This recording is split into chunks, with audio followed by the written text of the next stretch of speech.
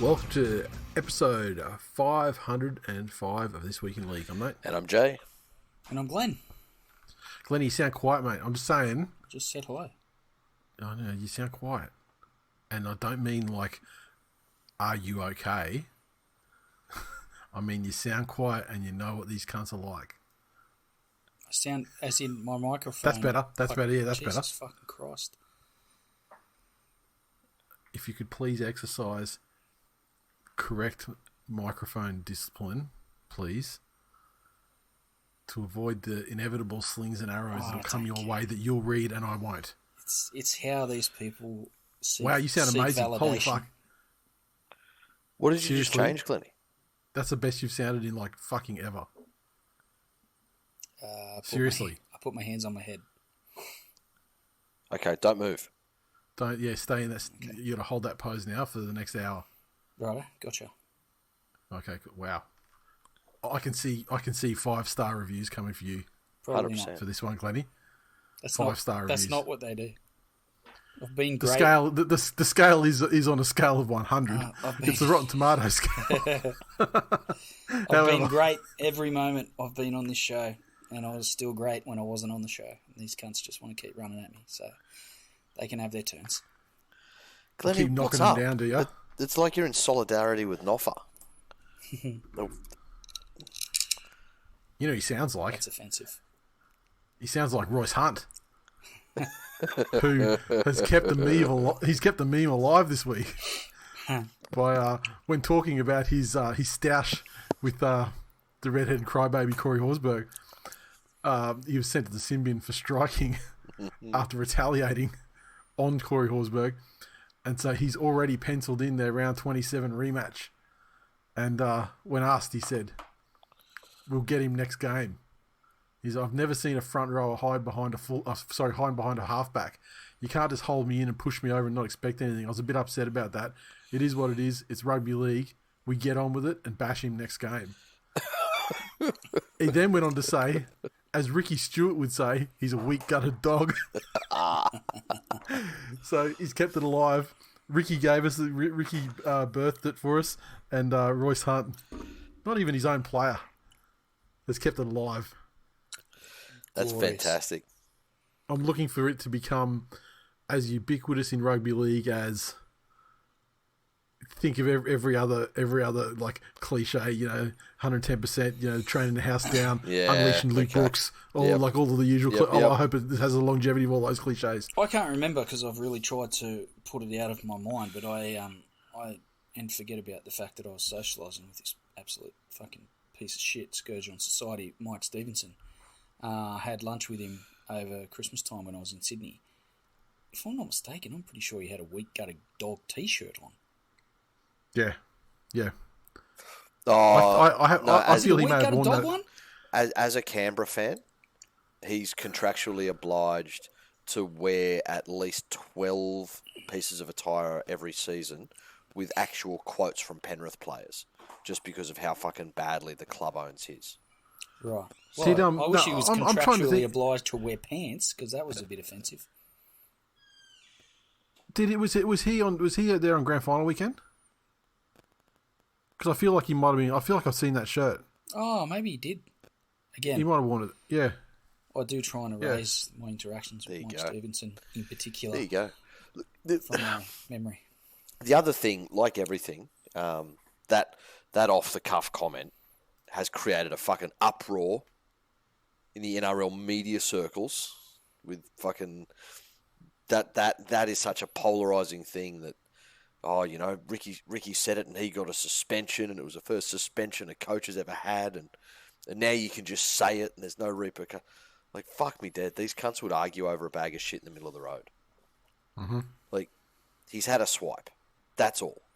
It is an obvious swipe at the club and Ricky in particular. Like it, and also there was no. It's not like there's no profanity. No. It's not racial. No. It's not upsetting any group. Except for the only person that upsets is Clevo because he seems to get upset when people call people dogs as an insult. So yeah, imagine how upset he'd be if he had a real dog.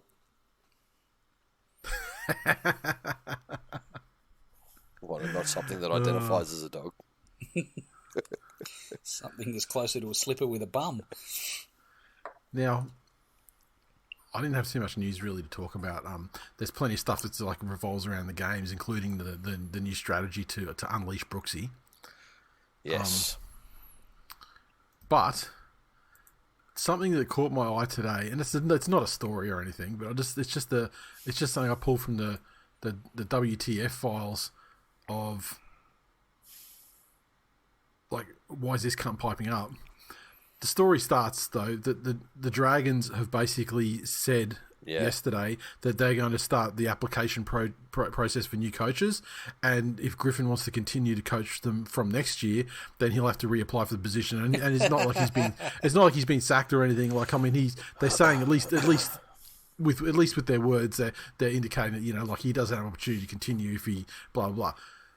That's fine, and I think it's actually a great move from the Dragons because there's heaps of coaches, including like well-rated ex-Dragons guys like Jason Riles, for example.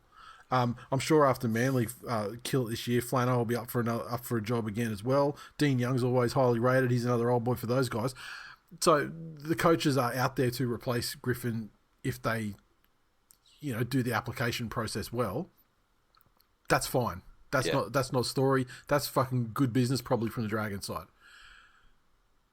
The thing I saw on Twitter this afternoon, though, Michael Clark has torn the Dragons a new one over the fast surrounding Coach Anthony Griffin's perilous fate at the club. Clark on Wednesday joined the chorus of outrage at the club's handling of the matter, declaring that the decision is a slap in the face for Griffin. Is this Michael Clark, the cricketer? What? He's a West Tigers member? Is he? Yeah. Like, the fuck has he got to do with anything? That he... What does he go up to Noosa and punch on with a female about Anthony Griffin's job? If he feels that passionately about it. That's what it was about, apparently. He was so upset about Griffin getting fired that he rooted someone else. He stepped out on his missus and rooted someone else. So Carl Stefanovic could be in there saying, give Dean Young the job. He said that on Sky Sports Radio. So we assume that he's a regular on that show, or he hosts it, does he? Is he a host? I don't fucking know, but it says he said it on Sky Sports Radio.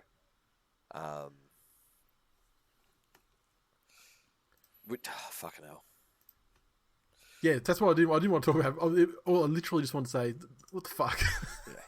Dude, stay in your lane. Well, yeah, fuck me. Like,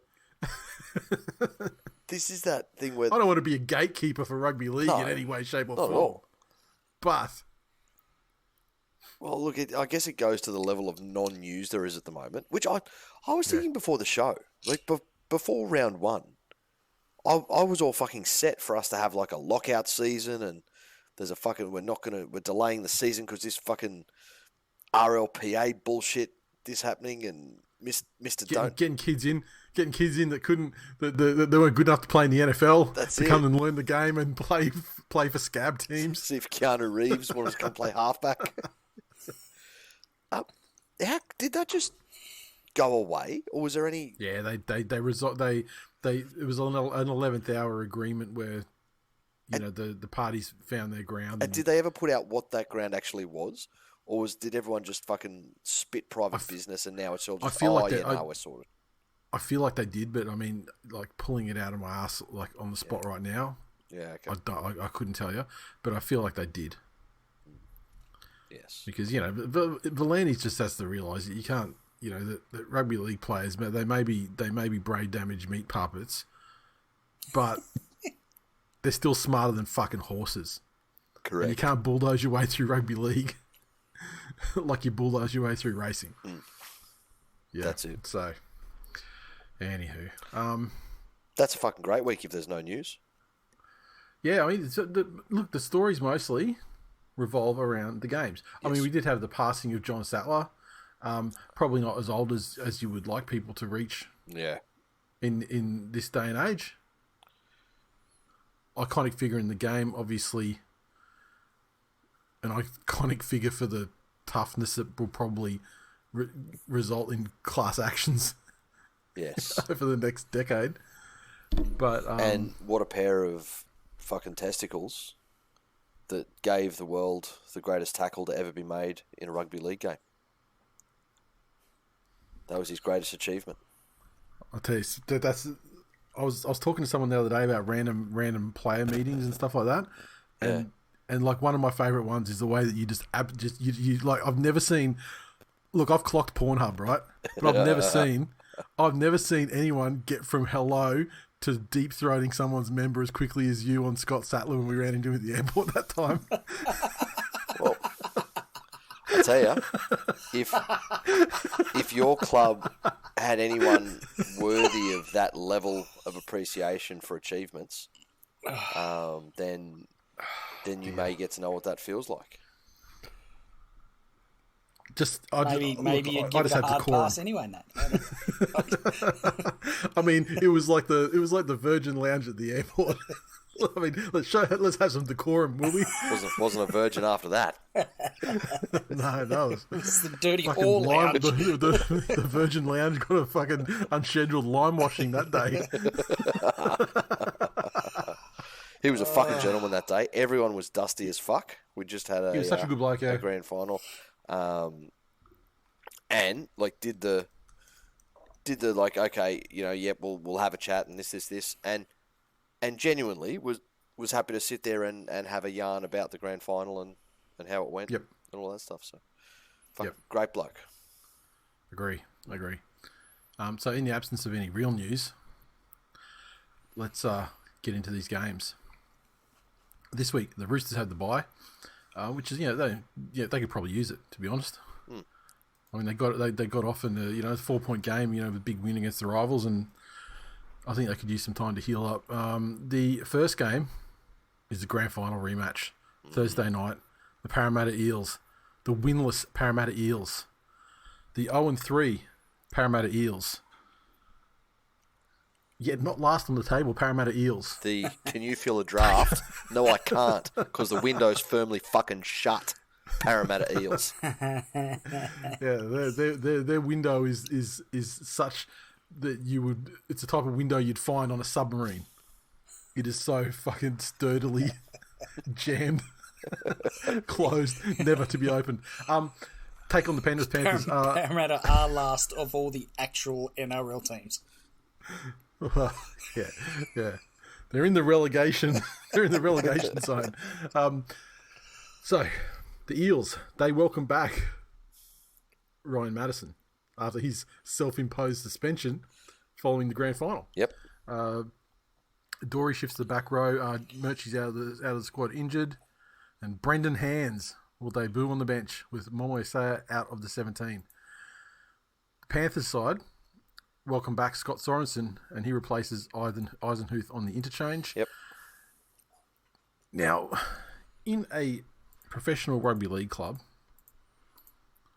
where everyone's, pulling in the same direction to achieve a goal that takes a long time, and a lot of effort and things going your way to achieve, how well do players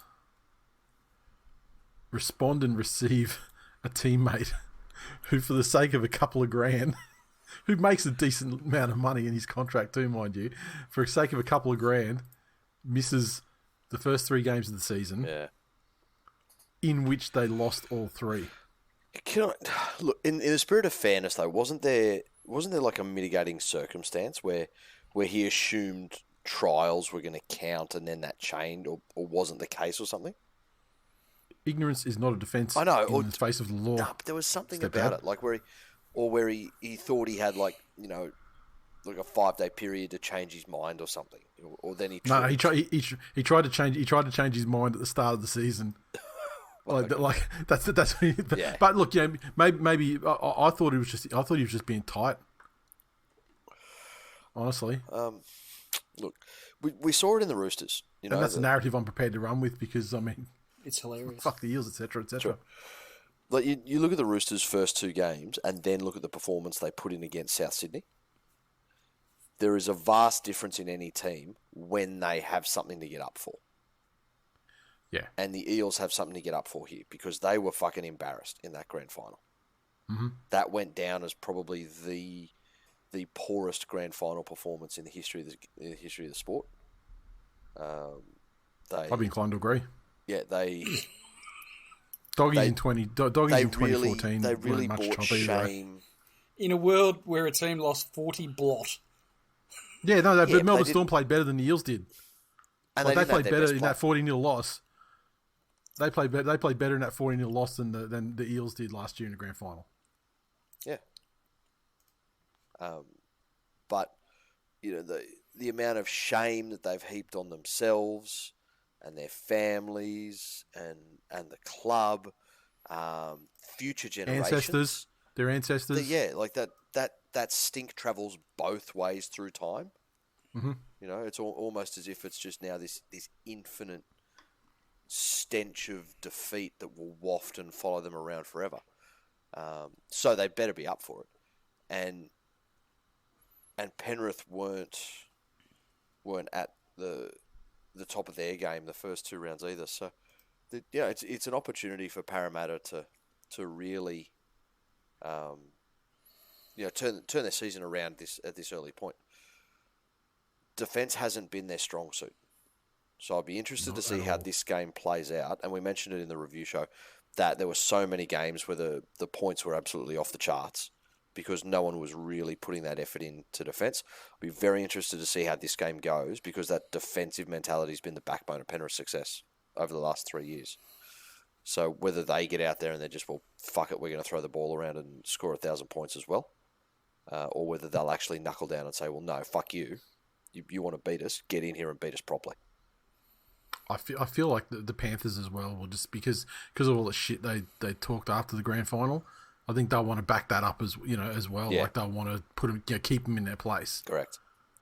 I mean, however, and I guess the counter to that is the Eels through the regular season, the last couple of years have owned Penrith at their best.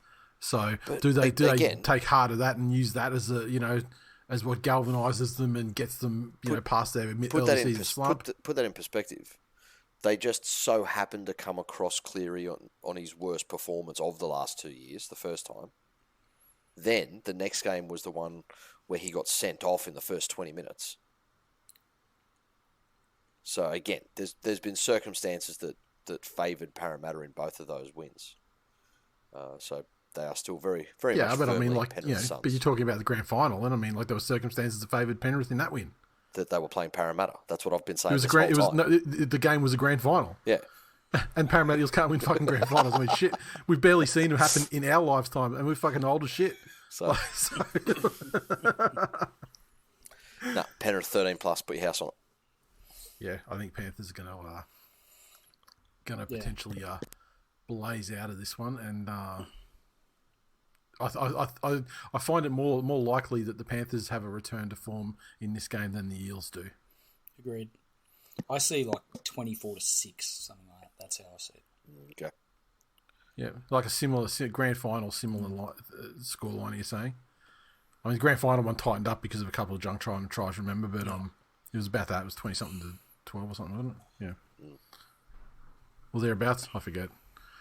I was busy feeding people jugs of water that have no gratitude for saving people's fucking lives. I was. Yeah, no, you were just saving from getting kicked out at the pub. And I was getting my ass handed to me at pool. Yeah, I did hear that happened. Okay, we agreed there. So the Friday pub slot game, and my God, it is a battle of the strugglers as the Melbourne Storm take on the West Tigers down at the Korean Housewife in Melbourne. The Melbourne Storm, they welcome back Cameron Munster. And is Hughes suspended? Yeah. Hughes was suspended, wasn't he? Yeah. So 1 in, 1 out. But Munster is a big in for him. Tigers, bit of a shuffle around. Very similar to the side we saw in sort of the last 15 minutes of the game when they did put on some tries back to back to back with Dewey at fullback. Staines moves to the wing in place of the dropped David Nofaluma. The halves, Brandon Wakeham and Luke Brooks. And we got Papali'i returning from suspension as well to bolster the forwards. Offahangawe out of the 17. Glennie, I'm going to ask you about the drops first. Your thoughts? Because remember, Offahangawe was probably one of their best players last year, right? Yeah, he's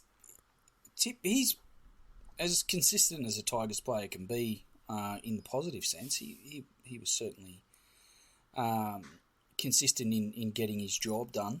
I don't think he was terrible. And Noffa, this is the week he gets dropped.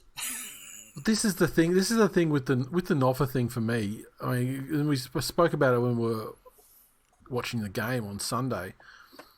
Like the ball, there were like 3 occasions when the ball kind of went that side in the first half. One of them, Dewey threw the intercept. The other time, Dewey put up the kick, which was returned for a try. The other time, he put the hospital pass on to Bateman, and it never really went out right ever again. And when all the action started happening through the middle, they would then go, it was through the left where they scored the tries.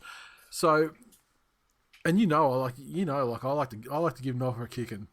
I mean, it is one of your more preferred. He is one of my favourite. Yeah, he is my national pastime. However, I have to wonder if his attitude or something like that in training or after the game, something happened there that made the decision for them, because I think it didn't look like it was performance alone to me. I agree, and the fact that it has to be, as you say, something that has been said or done, or a general attitude, maybe during that game or at training, because you can make the argument, okay, we want to change it up a bit. Maybe Staines wasn't the answer at fullback, and we still want to find room for him in the side. We've got a relative rookie on the other wing, so I don't know. Of all the weeks where he has made, and it's almost, or it has become a meme about the Noffa Highway, where he has made multiple horrible defensive decisions that have resulted in points over the last however many seasons, and he's kept his spot in the side. This is the week he gets dropped. Interesting. I feel like Wakeham at 6 is a knee-jerk reaction to a guy that played 25 minutes and did a couple of good things, but you're the starting 5'8" now. And the dogs were absolutely exhausted, and the forwards like Clemmer took advantage of some tired boys in the middle to initially make those breaks. Yeah. But look, it's worth a try. Is there something to? I've had a couple of different sources I've read say that Dewey's playing through an injury, like his foot's fucked, and so he's not training with the squad. That was the reason that Sheensy gave for the move at the press conference. Right. Said, he didn't train with the squad, so... Yeah, but Dano's in the 14 for this game, so if he's got any problems, I mean, the guy that's played fullback for nearly all of the last 2 years... Which is probably slide into that. Which is my next question. Glennie, what do you think of your bench rotation? I'm not a fan of Dano at 14. I don't think he's that guy that is going to be able to cover. Is Sheen just going to turn him into skinny fucking Tyrone Peachy? Tyrone Peachy, yeah. Yeah. Look, if you were going to say skinny Preston Campbell, I was like, I fucking hope so. But I also knew what you were trying to say, so I wasn't going to agree with you. But it could be as simple as Dane comes into into fullback and Dewey goes into the middle somewhere in the halves, or maybe like a sort of a lock situation. But again, who gets the rest then? You're burning an interchange. Yeah, well, I mean, I guess it's insurance against. It's insurance. It's insurance if Wakeham turns out to be dog shit. Yeah, true. I don't know. I don't know. But like it's Sheeny. He thinks in 10D fucking terms. I mean, he's thinking of injuries and or replacements that may never need to be made, but he'll cover them nonetheless. Yeah, that's it. Well, the only look, if you're going to experiment with the side as part of the revolution, the week to do it is when you're playing the Ploddington Purple Plotters, who have no chance of beating you no matter what you do wrong. So you know, it is a masterstroke from Sheen. It's just, you know, he's been in the lab. He's got the test tubes and the Bunsen burners out, and he's fucking cooked up a side that he's going to stick it to, you know, these fucking plotters. Are you saying that this West Tigers lineup is the meth of football teams? Close enough. Yes. In so many ways. All that, many ways. Despite all that, Glennie, I don't think you're without a chance. No, I agree with you. It can only go. Look, the only way that the Tigers can go in terms of performance and ladder position is up. The Storm have not been great. If the fitness that the Tigers showed holds true, and they can stay close enough, then who knows? Maybe Wakeham in the halves is the final piece of the puzzle to unleash Brooksy. Yeah. Well, here's a telling stat. Appy Coruscant. You guys have taken the best hooker in the game, and to this point in the season, he is averaging 4 runs per game. So Sheenius has taken everything great about Appy and turned it off. Yes. The problem is that Appy he sees his role there as like, you know how the story goes. The person that gets paid lots of money for not doing much. Well, that's what his role is. Well, yeah, the James Tamau role. But no, but what he was, it's like, you know, you hear the stories about how John Cena, how amazing he is, and how he's done more Make-A-Wish wishes granted than anybody else, like, right? Yep. I think Appy sees himself like that for the West Tigers, and he spends all his time, instead of running and doing the Appy things he's supposed to be doing, when they get 10 metres out, all he's thinking is throw a crash ball to fucking Make-A-Wish Alex TWiL, try and get that Gumby his fucking try. And I mean, there's 2 games this season where they just bounced off his chest, and another one where he dropped it on trying to put it down. That is true. So I think that Appy he's not going to go back to his old self until he's made this Gumby's dreams a reality. Okay, so we need TWiL to score a try for Appy to be effective. Yeah. Fuck. That's rough. It's a tough. Look, it's a tough pill for Glenn to swallow, because it means in all likelihood Appy's never going to be reaching his potential again. Yeah. Anyway, fuck these plotters. Tigers 13+. So you could have been at least realistic about it. Tigers aren't going to win 13+. If they win, it'll be, you know, 8, just enough to stave off a last second try. I said what I said. All right.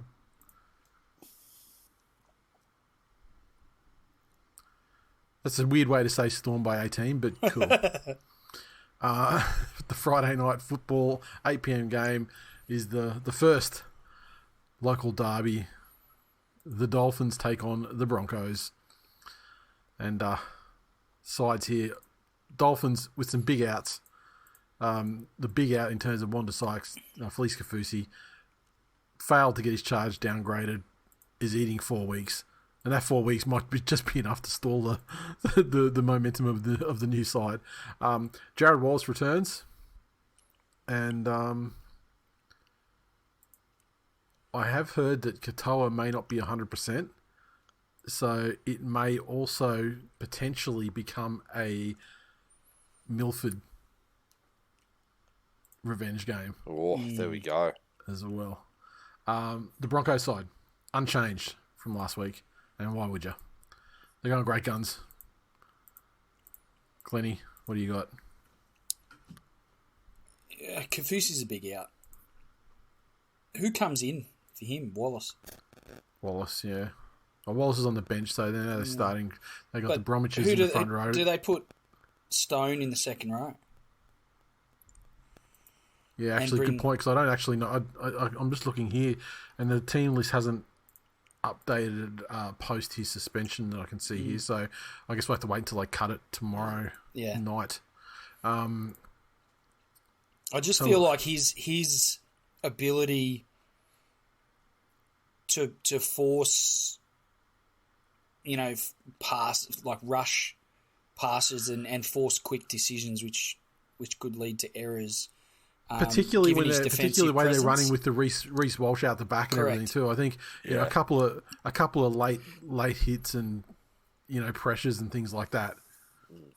It's going to put him in two minds, and that's, that's a massive flow-on effect, which is going to impact the Dolphins' ability to get control. I think the Broncos have the advantage on the edges.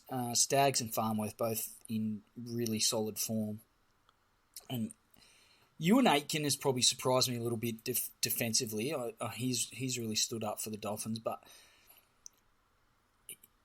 him and Brenko Lee against Staggs and Farnworth is a real mismatch in favour of the Broncos, and I just think that alone with those guys, if Reynolds can get those guys a bit of time and space, it's going to be a long night for Aitken and Brenko Lee, and then you've got Walsh off the back of that, on either side of the field wherever he's going to pop up. So I don't think the Dolphins are, even with those changes, I don't think they're without a chance, but I'm probably leaning towards the Broncos. Yeah, my instinct is that the Broncos are a far better side and they're travelling far better, despite the fact that both sides are undefeated. But having said that, I mean, the Dolphins have shocked everyone to get out of there with the wins that they have so far. And it's not like they've proven to be flat track bullies or to crumble in the face of adversity. We've mentioned it before that they've had some gritty, hard fought wins where they've just kept themselves in fact, like their last two have been games where they've had to sort of come from behind or sustain a heavy challenge and then eventually pull away for the win at the end. So, look, and Wayne Bennett's obviously, he's had one eye on this game. I would imagine for quite a while. Yeah. And so if there's any coaching that he can pull out of his hat to give him the opportunity to put one up over his old club in Kevy, then absolutely he's going to want to do that as well. But I don't think Bennett would even have to show up to the game to outcoach Kevin Walters. But that's right. I'm just concerned about the Kaufusi out. If he was in, I would probably tip the Dolphins, just to grind it out and probably frustrate the Broncos' skill players and cutting down their time. But I'm leaning towards the Broncos in a tight game. Yep. Yeah, I hope it's a tight game. I mean, for me, I feel like the Broncos are pretty far superior, but then just the way that the Dolphins have been going about their footy, I just sort of take that back a little bit and just sort of take the, like if I thought they were a 10-point better team, then maybe sort of 6 or 4 point better, taking that into account. But we'll find out. They can put on points in a hurry, as they proved in the junk time against the Dragons. So what I hope for is just a great first instalment in this derby, and hopefully can overtake the Cowboys one, which is two sides that are about as far away as any two sides in the competition could be geographically. Yeah, exactly. Calling it a derby. At least these two share a ground every now and then. Next, the North Queensland Cowboys start off Saturday, taking on the Gold Coast Titans up there at the abattoir again, although it's the cows that have been getting slaughtered lately. Neem starts at prop, Ruben Cotter's out, Tamau comes back onto the bench. I don't see that as a boost to anything. Titans unchanged to their side that upset the Storm last weekend. So Cowboys not travelling well. No, they're really at not. all. I mean, they were Titans not incredible, at home but last week. Yeah, thoroughly they disappointing. And I mean, like the Titans haven't been amazing, but they were good in stretches against the Storm. I think this is a fortuitous timing for the Cowboys. If they had to come up against another top quality side this week, it could be the start of a real slide for them compared to where they were last year. But they should have plenty in order to handle the Titans. Yeah. Again, if they get back to that defence that was the hallmark of their success last year, if they get back to that patience that was the hallmark of their success last year, for these last couple of rounds, it's almost as if they've got this weird unearned swagger where they're like, oh, we're just going to go out and be dickheads and not even look like we're trying, and it'll just come off for us. And I'm not sure if they Yeah. they didn't actually appreciate how much work it took for them to win. Because they came from that position last year where they were a lot of people had them predicted for the race for the spoon last year. At the start of the season, they wanted the spoon teams. So to just have a little bit of a longer memory in terms of, well, actually, no, we're not one of those. This is our third or fourth season of being there or thereabouts. We outshone everyone's expectations last year, and we can quite easily slip back down the greasy pole. And obviously Drinkwater's a massive out. He is. And Shibasaki in the side is a massive Cancer. out. This is a hot take.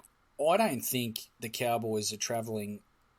I think they're travelling in a similar path to the Purple Plotters, and the Titans beat the Plotters last week, and there's no Drinkwater, as you say.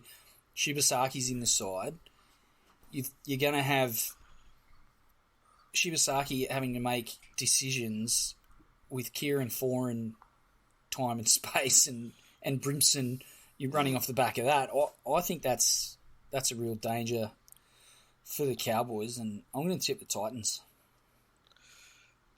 I think bold move. If the Cowboys forwards can get up early and really see this as a challenge to them, which they should at home, they should 100%. They should. 100% they should run out full of fire. Then I think that's where the Cowboys can get over the top of them. Yeah, I mean, the Cowboys should whatever that level is. I mean, they should show their quality this week. I mean, they don't want to lose two in a row at home.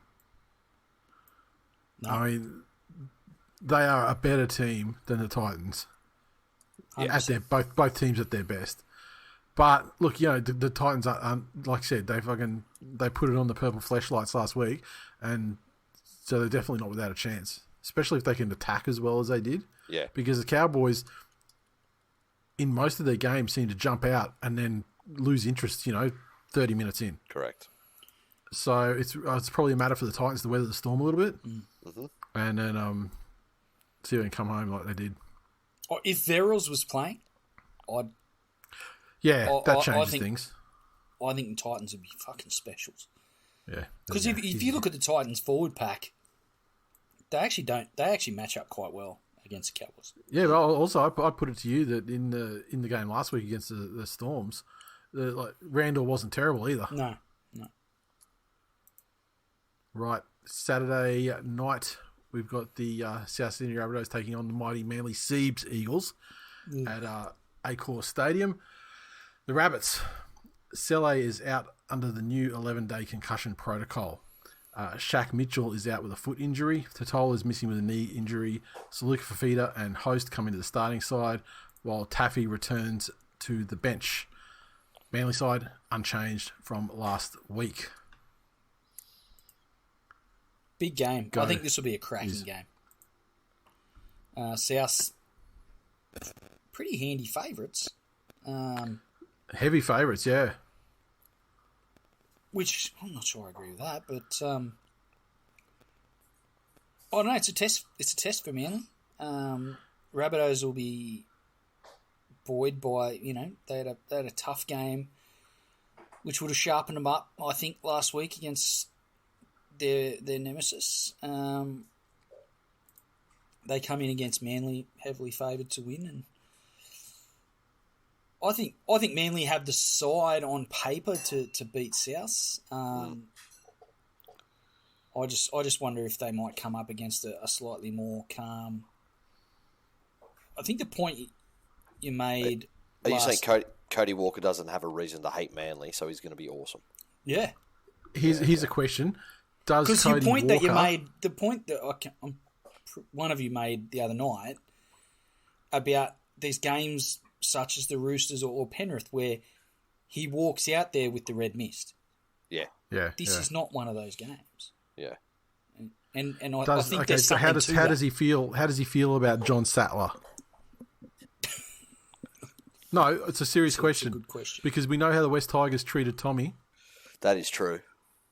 Does this bolster or does the emotion around it, does that provide the thing that tips South I think it's offensive that you performance you or brain explosion? I think it's offensive that you could possibly suggest that any other club or players within any other club could possibly fuck up a tribute like the Dishonour West their Tigers. ancestors so terribly.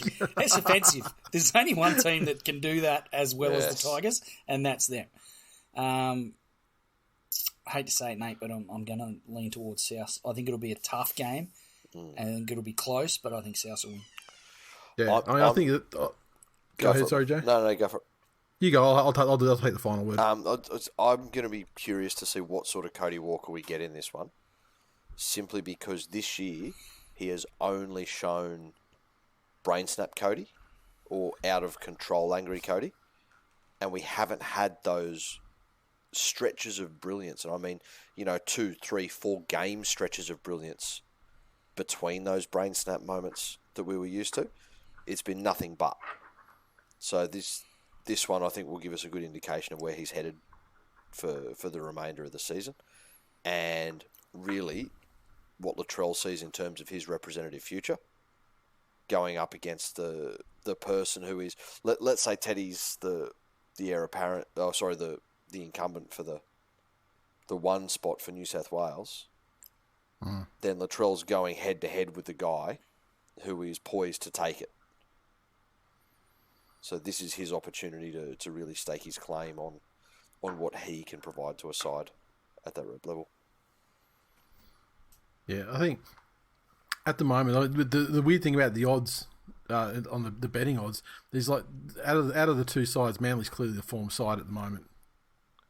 Going into this game, South's got a couple of injuries to their forwards as well, which I just think might put the other, especially like the way that guys like Hamoli and O'Shea have been hitting, and Paseka's been fucking beast mode, one of the best prompts in the comp this season so far.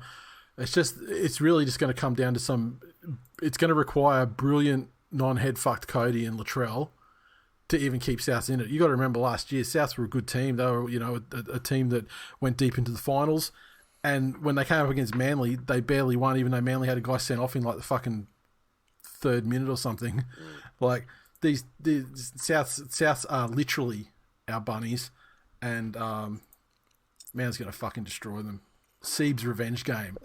He's telecommuted to fucking Harvard this week just to get some extra lessons in, to think of new and inventive ways to fuck these green and red cunts up. I never thought I would see 13 plus. He'd be that mature age student at universities trying to hang out at student parties and how do you do, fellow kids? No, creepier than that. Creepy, like Dennis Ferguson level creepy. You can just see Siebes. Harvard's a university, Jay. It's not. That's the level of creep. Like you can imagine him there going, "I've got a daughter back home." Like he's just he's fucking slimy. Don't talk about his daughter. He'll fucking take a leave from the game. Nah. He'll end up with the spoon when Peter Jennell comes in. No, and he won't find me unless I put it in a messaging app, then take a screenshot of that app, and then use a different messaging app to send it to somebody. That's the only way he can find people. And say that a mate of yours who's close to the club. Who knows a guy who's so it must be true. Whose karate teacher's hairstylist has a chick who watches his dog, who said that the other day. Karate teacher's hairstylist. Yeah. Oh, fucking hell. Yeah, so who was out shopping for slacks and decided. I tell you, they're all the rabbits. They're all going to be going home in their fucking slacks after this one. Let me tell you. The Warriors take on the Canterbury Bankstown Bulldogs. The first game on Sunday over in New Zealand. The Warriors side welcome back Nickel Cookstart at fullback. Who else have we got here? Ford returns to the second row, replacing the injured Mitch Barnett. But Wado is out, which brings Freddie Lussick into the side. Which I mean, it's not a huge differential, I'd think, in performance. The Bulldogs, no change to their side. That got the win last week narrowly over a resurgent and plucky West Tigers side. Now, the Warriors have fucking been like sneaky decent this season. They really have. Yeah. I reckon Webby over there has just got him. He's just physically conditioning them better than they have been. Yep. In the last however many fucking years, half a decade. Their fitness is great. Yep. And their errors are all but gone from their game. Yeah, two things that directly correlate to. That's it. Yeah, to each other as well. The doggies, they've been good in getting their last 2 wins, but they've also played a couple of plodding teams. And people look on paper and they go, oh, but not the Storms. No, the Purple Fleshlights are plotters this season as well. And the thing is, the Dogs have fallen to pieces in the last half an hour. Yeah. Of their last 2 games, to How make is games it, right? Yes, Serraldo comes from Penrith, who would just outwork everyone and out tempo them, right? Yep. He comes from that system as the most fucking lauded, like everyone wanted that cunt to come and coach them. And he ends up at the Bulldogs, who fade spectacularly at the back end of the game. It's because people in rugby league, are dumb cunts. Right? So, Glennie, expand. You've got people who work for you in a warehouse, yeah? Looking at parts and stocking shelves and gotcha, yada yada yada. If there was a fucking shit hot one of those, and he was from the premiers of fucking the MI, so he worked for Caterpillar or something. Okay, right? I'll accept that. What, aren't they good diggers? They work like RD. Don't do it, Nathan. That's where I thought this other cunt was going, and you. Well, I was going to say. I actually remembered the business names.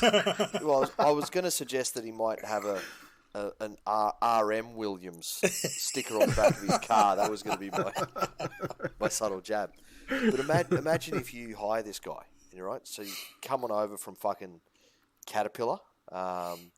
You must be sick of working actually in the MI, so come and work for us. Just be MI adjacent. How is it that I started by complimenting your club, you have responded by just kicking me? I don't understand. It's a fucking ultra marathon to get to the point. I'm telling the truth, right? But then when that you take it so long, you make me want to put my slacks on. When that cunt's out there in the workshop filling up fucking nuts and bolts and shit, and putting them in the special trays, it'd be like you sitting there and going, "Oh, why hasn't the printer fixed itself? We got the greatest fucking warehouse guy ever. Why is this other fucking unrelated part of the same business not just automatically better as well?" They do it with coaches. They do it with players. They go, "Oh, Penrith won premierships, so we're going to get a person from Penrith, and then that will solve our problems." Look at Brennan and all these other ones. I appreciate. Look at all the other ones that come from there. Webby seems to be going okay so far, but look at every other one that came out before Serraldo did. Yeah, absolute dumpster garbage. 100%. And we've already been over this thing, like the Ben Hunt thing. How long has it been for Ben Hunt to reach this version of Ben Hunt? 7 fucking years. How long did it take from when Gus entered Penrith? Now, you would suggest that for all his failings and all the controversial, dumb cunt shit that he says, that Gus knows something about running a football club or building a juniors program. It took him more than fucking 7 years to create that Penrith. Serraldo is not the operator that fucking Gus is from that point of view. He's not going to do it in fucking 4 rounds. I would have thought that the level of fitness from a club, from the ground up, can be done in the off-season. Well, if they've done the work, right? While I don't disagree with Stepdad's point at all, and that's definitely a part of it, there is a much simpler answer for this particular one with the Bulldogs. I want to try and use the same analogy or the same ballpark that you were using. Say you had a guy who was the greatest runner of a MI digger parts fucking superstore. This is something. Just for argument's sake, call him Robert Matthew Douglas Williamson. No. And then he had the opportunity. He was the assistant manager of a smooth running, fucking goal kicking, MI fucking vending machine, right? Then he gets the option to go. He gets the option to go to the next, not a vending machine, as in like a fucking vending machine. You know what I mean? I know. Yeah. And then he has the opportunity to go to a new one where he's actually the manager. He goes over there and realizes that for probably the last fucking minimum 2 years, but potentially 5-6 years, there hasn't actually been any staff whatsoever at that fucking other place. And it's basically just been fucking overrun by fucking sewer rats and God knows what else. There's cobwebs and garden furniture. The Bulldogs had Trent Barrett for the last 2 fucking years. They are essentially an uncoached side. It's not just a matter of a single off-season of fitness that Serraldo had to remedy. He literally had to... He inherited a park football side that was somehow, due to the magic of a league that doesn't have relegation, was still up in that league. Mm. And it's going to take him a little while, because it's not just the fact that they're untrained. Also, you've got the players that are just used to doing fuck all, sitting on fucking furniture that the boss brought in, and oh my God, isn't this terrific? They were an uncoached fucking side, and they had a caretaker for 2 years of being uncoached, most of a year with a caretaker. Now they've got a guy who apparently can coach a bit, so it'll take time. And also, we've had this bullshit hot weather as well, so we're kind of we're giving like a 25% discount on fitness and poor decisions under fatigue, so far, because it's clearly been terrible fucking conditions that we usually have in February, and the competition's not on them. In summary, Warriors 13+. In summary, I think the Warriors are fucking red hot chance to win this in New Zealand. I think they'll win it by probably 10 points. Agree. Right. The Newcastle Knights take on the Canberra Raiders Sunday afternoon in Newcastle. The Newcastle side. They welcome back a couple of big names for you, Glennie. Dan Saifidi. Brayley returns. Johns returns. Frizzle named as a reserve. But the big one, your mate Kurt Mann. Starting lock, my friend. Greg Marzu comes into the side, replacing Dom Young, who has been dropped. Oof. Hetherington drops to the bench. Raiders side. Papali'i returns. Gula drops to the bench. Mooney to the reserves.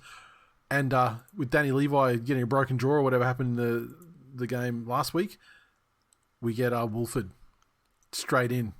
Gets the 9 jersey, and they continue with Starling at 14. Mm. Look, I don't hate that as a selection. I think it's one of the best changes. I mean, unfortunate for a guy to get injured and everything, but I think as far as the performance of the Raiders is concerned, they're fucking on the way now. Brayley in for the Knights is big. Fucking...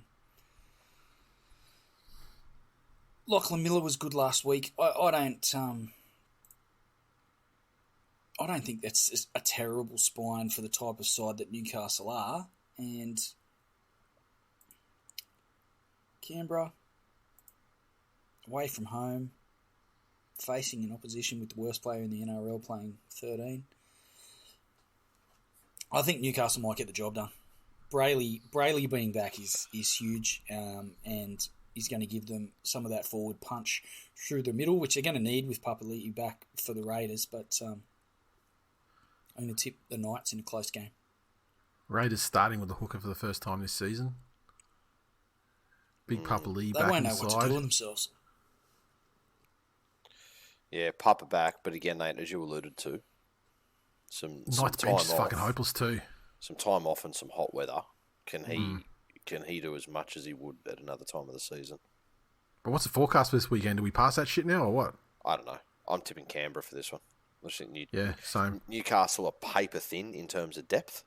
and there's going to be too many opportunities for Canberra just to camp themselves down there, and all you need is one sit out of there where Whiten doesn't kick it out on the full, and they're in. Yep. So there's too many points in Canberra. What they need to do is delegate all attacking grubbers to Hudson Young. He was fucking good when he was putting them in last year. That guy's strike rate is probably better than fucking Alfie Langer. But fuck, how many times have we said this though? It's not like the coach of your side had one of the most lauded short kicking games in the history of the sport. How the fuck are you that bad? Yeah. I mean, how many times you see all these ex-halves and everything as consultants for teaching halves how to do shit. You've got one as a head coach. It's fucking It's been my he point. can work with you every day, all day, do extras. I would love to know what sort of external coaching the Tigers have ever gotten in for Luke Brooks. Have they actually? Did they not have Joey at some point? Brooks. They had Joey at some point. Did they? I'm pretty sure they did, didn't they? Nah, Clem? I don't think so. You sure? I think Joey has probably come out and had some positive things to say about Luke Brooks, but not because they were paying him. We'll give it him. Right. It was the next him. You have Exactly. to. But this is the thing. So he said it willingly when he was high on drugs. Probably. It's the only time you get it out of him. Yeah, Whiten has the fucking halves consultant all the time. Yeah. Yeah, Camp. Anyway, I'm thinking the Raiders. Yeah. Okay, and Glennie out there on Newcastle Island by himself. Kiss the death. Fucking his volleyball. The Dragons take on the Sharks in the last game of the round. This one at Jubilee. The Dragons have Couchman returns after being omitted last week. Michael Molo drops to the reserves. The Sharks side, big in, Nico Hines. He makes his debut for the season. Trindle goes to the bench, and Jack Williams to the reserves. Nico back. Big win for Cronulla. Yeah. Agree. Big win.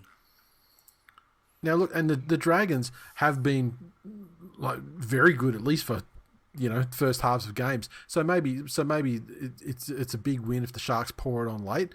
But I still think, regardless, I think it's a comfortable sort of minimum 10-point win to the Sharks on this one, because the Sharks haven't been incredible. Their defense certainly hasn't been, and Nico's not going to solve that in and by himself, just returning to the side. So I mean, there are problems that need to be fixed in that Sharks side, but I expect their attack to fucking hum. And and that should be, and as we saw last week, 10 minutes of that at the end of the game against the Dragons is enough to really pad your fucking stats. That'll do it. I think we're all agreed on that one pretty emphatically. So that's it. That's the games. Remember, I was going to say, the more you put on, the more you get back. You see the latest thrust of the betting disclaimers now. Remember how it used to be bet with your head not over it. Yeah. Blah, blah. Now it's, I can't remember exactly what it is, but it's something along the lines of what you're gambling. Think of all the shit you can buy with the money that you're gambling with. That's it. Essentially. Think about all the shit you could have if you didn't spend it on gambling. Man, it's so funny. I still listen to that though, and our T's and C's or whatever they are fucking nothing. Like I was listening to an NBA podcast at the gym the other day, and they have a DraftKings ad. Right. Yep. And the one ad literally goes for 3 minutes. And 45 seconds, I reckon, is actual ad copy. The rest of it are disclaimers. And they have to read out on this audio ad all of the phone numbers in 14 different states for if you're addicted to gambling. I've heard some of those on Bill Burr as well, when he's talking about stuff, It's absolutely fucking nuts. It's crazy. And their medical ones are hilarious too, because they got 3 minutes of chipmunks speaking at the end of the ad, going through all the possible side effects and and fucking whatever. Yeah. But man, look, I have in some aspects seen behind the curtain of the gambling companies, and they could in their terms and conditions, they specify how they make money. That their business model is for you to lose your money. And people still want to bet. Yep. So, and think that skill or something insulates them, or they can win with skill. Well, no, because I mean, if you start winning with skill, then they start accepting like 30 cents on the dollar of bets because you're taking too much money out. But even then, it's not even winning with skill. They have odds in place to make sure that they don't lose money. Yes. So even if you win, they have only let you win to an extent that they find acceptable. Yes. Yeah. But even then, they don't find any of that acceptable, because then the next time you go to put a bet on, even if it's, I've had mates who've had excellent weeks and taken a couple of thousand out of them. The next time they go to put on like a $10 bet, they'll accept 30 cents of it. Yeah. And it's fucking hilarious. Yeah. But yeah, don't gamble unless it's Russian roulette. I don't give a fuck. Do what you want. Or overuse of drugs. Like, do what you want. Role model. But don't be one of those cunts that buys lottery tickets thinking that there is a good chance of you winning it. Yeah. Do whatever the fuck you want to do. Do what makes you fucking happy, but educate yourself on what you're doing. Yep. See if Siebes can teach you a basic course in probability and and odds. Probabilisiebes. All right, that's it. What was that? Episode 505. Thanks for listening, everybody. Don't forget to get your tips in. If you'd like to support the show, of course, head to twilnation.com/links. You've got links to all the Patreon, the social media communities. We've had a lot of people coming into the Facebook of late, which is great. Yes. Welcome to all you guys. Don't search for us on normal Facebook. You've got to search in groups. Search in the groups tab. Search for TWiL Nation. And then eventually some of us will let you in. Yeah, so. Literally go to thisweekinleague.com/links and everything's fucking there. What's on the Patreon this week, boys? We're doing a game companion? I don't know. Potentially. I mean, the games, I find the games at the end of the week, the Sunday afternoon. Well, I mean, look, we could talk the Sharkies one if you want to. I mean, I don't think... The Tigers are Friday. The Tigers are Friday pub slot. I can't do that. I mean, I can do pub slot. Probably no problems, but is it a Tigers game companion without you, Glennie? No, that's it, right? I mean, you got to get home by about 10 to 6. Second half. To do the pub slot. Just do the second half. Yeah, you can do that, Glennie. No, I can't. We've got a dinner. Can't. You can do it. Put your ass into it, Glennie. Come on. Well, what do you mean you've got a dinner? A dinner to go out. So just eat dinner early. Is it like the MI Vendor of the Year Awards dinner? Well, the MI Vendor. Thanks very much for listening to episode 505 of This Week in League. Is it one of those awards you have to nominate yourself for? I've had enough of these cunts. And you have to pay $3,000. Talk to you next week. See you, fellas. Later.